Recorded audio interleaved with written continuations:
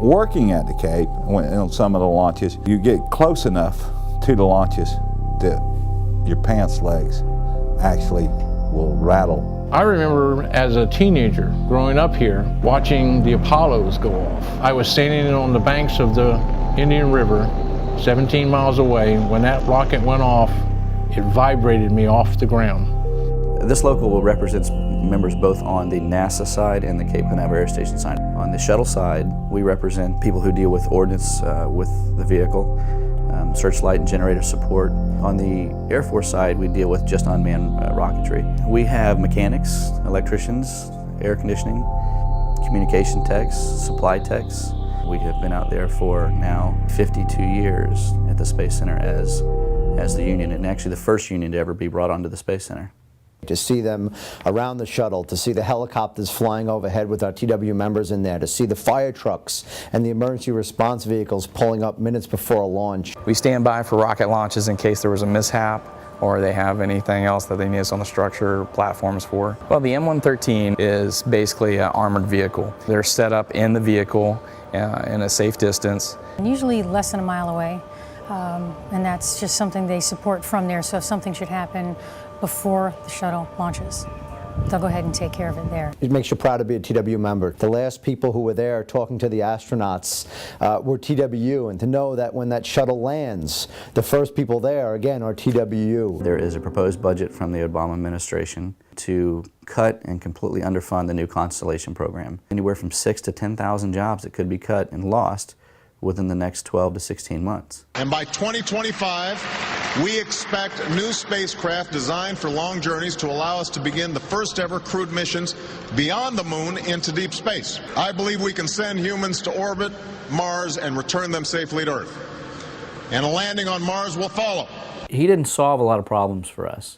He gave us a great vision, but it didn't protect the jobs that are in place right now. My plan will add more than 2,500 jobs along the Space Coast in the next 2 years compared to the plan under the previous administration. He has some funds to help produce some jobs on the Space Center by rededicating efforts to modernize the Space Center. But those jobs will be essentially done by construction and not by the people that we currently have in place at the Space Center. We have somewhere in the neighborhood of a 5-year gap before a new program can be fully established. My concern is that not only does it affect the employees, but it's a much broader problem. You know, we've seen it happen in Detroit where a major industry is pulled out and communities actually implode. One job is one job too many, and we're not talking about one job.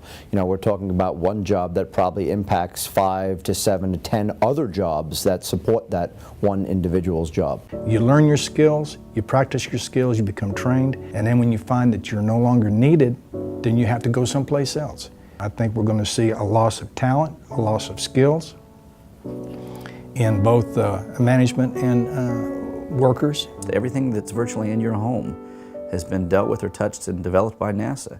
Science, education, medicine have all come out of the space program. Today we were fortunate enough to meet with Senator Bill Nelson, a great space advocate for 20 years now. We had some great meetings with him, fantastic discussion about the future of the Space Center. He would like to continue to fly the Ares 1X rocket. He has approached the President and asked to use that vehicle continually until the next vehicle is developed. There's some car manufacturers, there's some light bulb manufacturers that he's bringing into the county that have promised the federal government that we will hire from the existing workforce. We will help you transition one worker from the space industry into our industry. Having the legislators band together with the communities, community leaders, and with the help of our local president, I think that we will find some solutions. I know it's still going to go before the Congress, and I hope that the TW is on the forefront of discussing this with every politician that we could possibly get in front of. We have already participated with the AFL-CIO, held multiple rallies in recognition of our membership and the efforts, not only TWU, but the IAM and IBT. We have to take the fight into communities like Titusville, because those aren't just jobs, those are dreams of moms and dads and grandparents. It's the hopes of millions of working families. 7, 6. When you back up and you see that vehicle, you know, be a success, you feel like part of it, 5, 4. The hair still stands up on the back of my neck. It's a joy to go to the top of the tower and watch it from there. It's a better view than anybody in the world probably gets. And usually you'll see a glow, like the sun coming up.